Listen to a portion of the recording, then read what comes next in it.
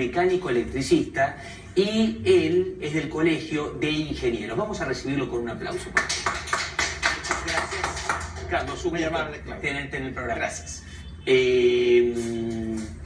Cuéntanos acerca de la energía. ¿Qué nos puedes hablar sobre este tema?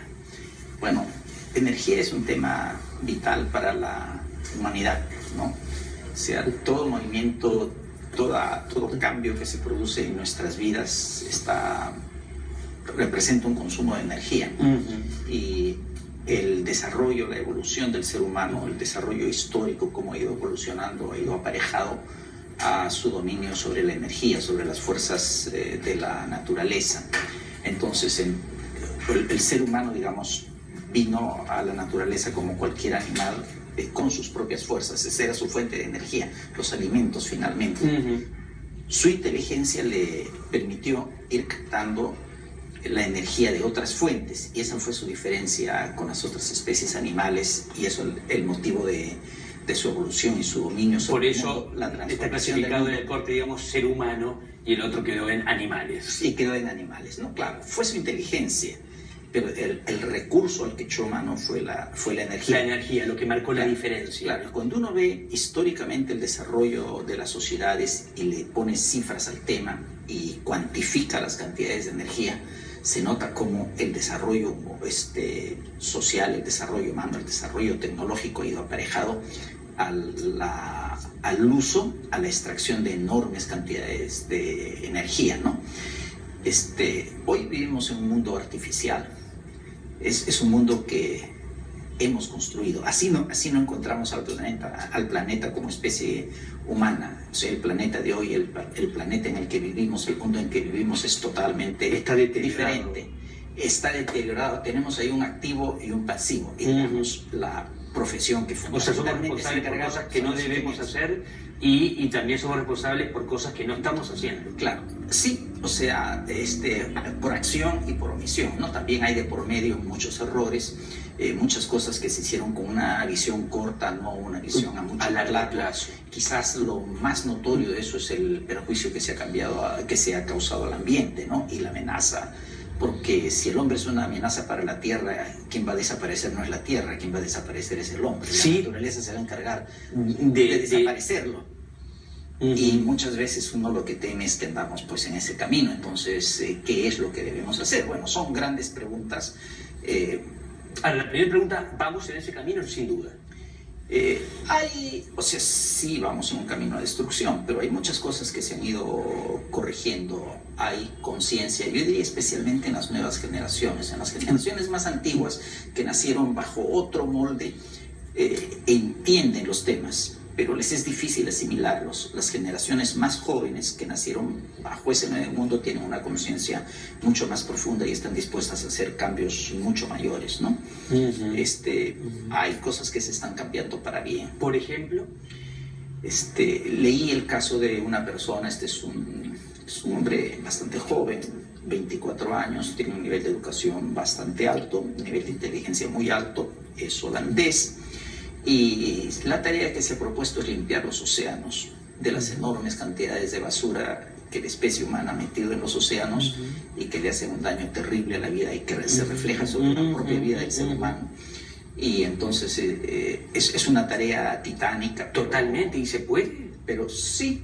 Entonces tiene metas hacia 2050 y hasta hacia 2100, o sea ¿no? Que su organización siga, digamos. O sea, más allá de que... Claro, hay el planteamiento de cómo... Leí algo sobre el planteamiento que tiene, cómo lo va a hacer, ¿no? Y los recursos, obviamente, que va a poder obtener, porque va a haber mucho interés en este tema. Hay mucho interés, hay conciencia de que es necesario limpiar el daño que se causó, ¿no? Y los años que tomaría en hacerlo. Hay muchos casos así que se han ido produciendo, que se vienen produciendo en ¿Qué gente está marcando la diferencia? Nosotros como personas, digamos, civiles, en nuestros trabajos, ¿podemos todos, sin hacer una tarea titánica como esta de limpiar un océano, contribuir con esto? Creo que sí, el solo hecho de entender el tema y de tener una actitud favorable, positiva hacia ese tema nos permite hacerlo. Los mecanismos en los que tenemos, ya que usamos el tema político, es a través del tema político. Finalmente nuestro voto es el que decide rumbos en un país. Sí. Generalmente nos equivocamos, pero generalmente tampoco no hay muchas opciones. No hay opciones, es verdad. Elegimos Es verdad. bien angosto, ¿no? Y hablando de eso, porque estamos en un programa que también es político, sí, estaba hablando yo ayer con un amigo en el que llegamos a la conclusión de que uno verdaderamente sí tiene los líderes que uno decide tener, ¿no? Por ejemplo, en las encuestas, las personas de alcalde, que estamos a 30 días, a un mes, las personas que están en los primeros lugares, personas de dudosa reputación, o que se le han encontrado en el camino cosas serias, sin embargo siguen estando en las primeras ligas, ¿no? Entonces eso demuestra de que somos nosotros quien queremos tener nuestros gobernantes, ¿no? Yo creo que el sistema influye en algo de esto, porque También. O no presenta alternativas, como tú dices. no, porque conozco mucha gente que tiene las condiciones, tiene las características básicamente morales y tiene también la educación, el conocimiento, el manejo que le permitirían hacer una buena gestión, pero la política llega a ser tan sucia Que lo termina corrompiendo uno. que simplemente no va, o las familias. Una vez en mi caso personal, alguien me invitó a ir a la primera vicepresidencia y por el resultado de esas elecciones hubiera salido, pero mi familia se opuso tenazmente, ¿no? Yo sentía como que mi deber debiera haber sido decir deber que sí. cívico. Mi deber cívico era decir que sí. Mi familia simplemente no quería. Bueno, y al final no puedo evitar que si esto sucede los envuelva a ellos. Entonces ellos tienen tanto derecho como yo a opinar porque van a ser igualmente afectados. Entonces Totalmente. preferí seguir la actitud de ellos, ¿no? Bueno, y a veces los padres traen dirección a nuestra vida. Tú eras, en ese momento, ¿qué edad tenías? Yo andaba ya por los 60.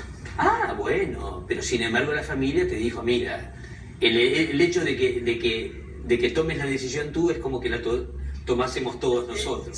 Sí, o sea, bueno, yo generalmente pido opinión y al final hago lo que yo pienso.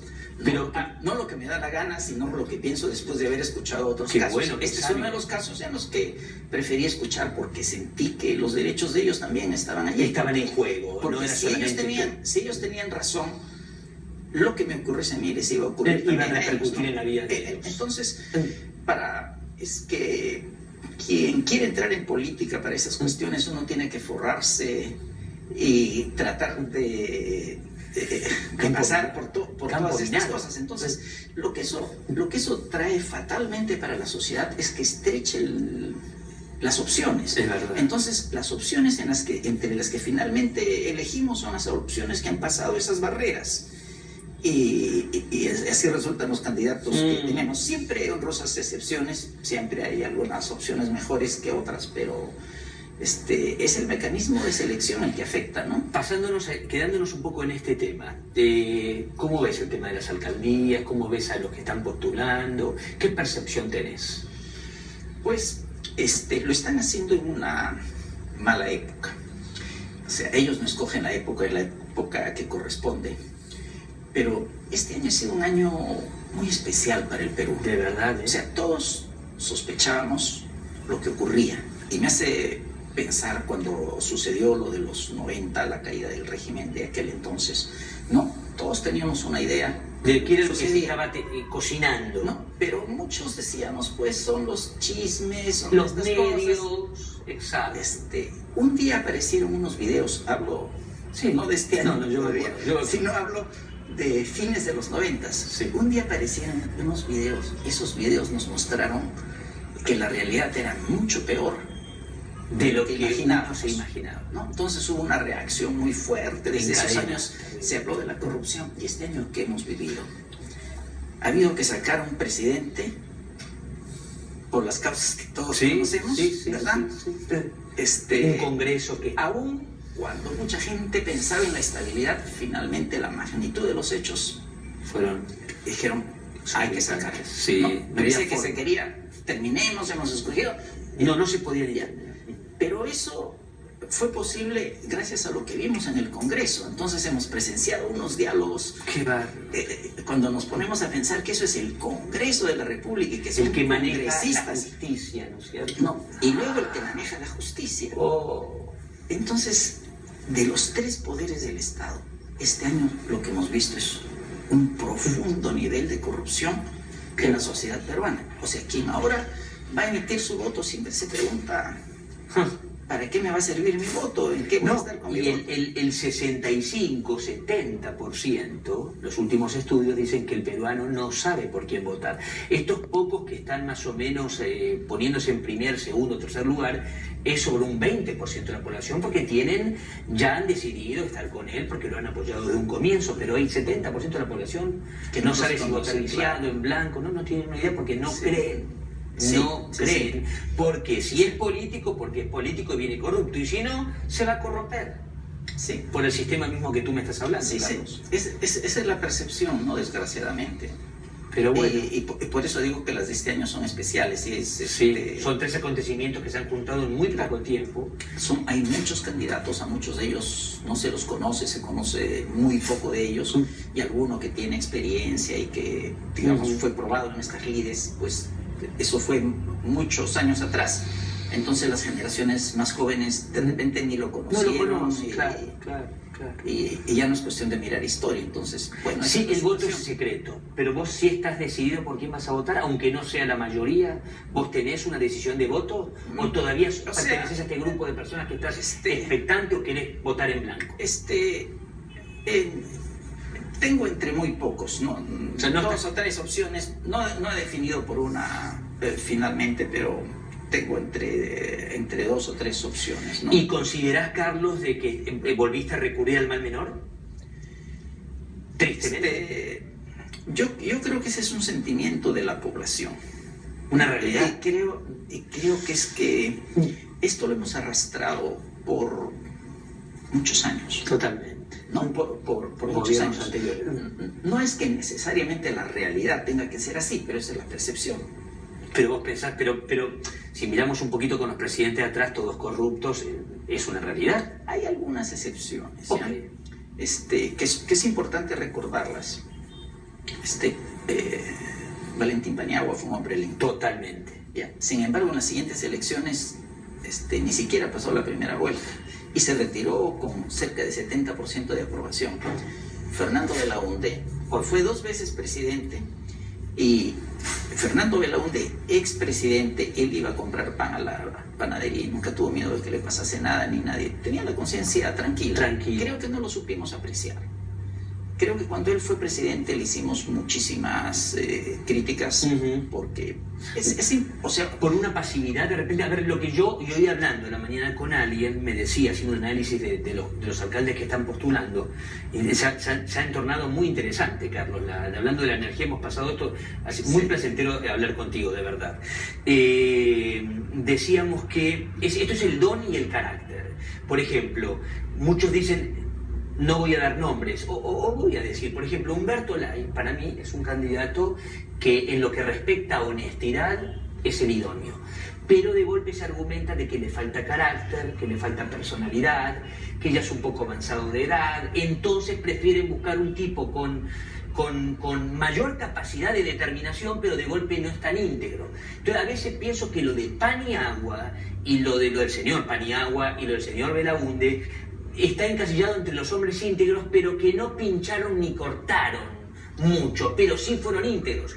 Hay otros que no han sido íntegros, tú ya sabes a quiénes me refiero, y de golpe tomaron determinaciones que hasta el día de hoy ellos fueron avasallados por las consecuencias, pero el carácter los llevó a tomar decisiones. Entonces el ideal es encontrar las dos cosas. La Biblia habla de esto, encontrar un hombre que tenga dones, pero que también tenga carácter, que sea un hombre de firmeza, de honradez.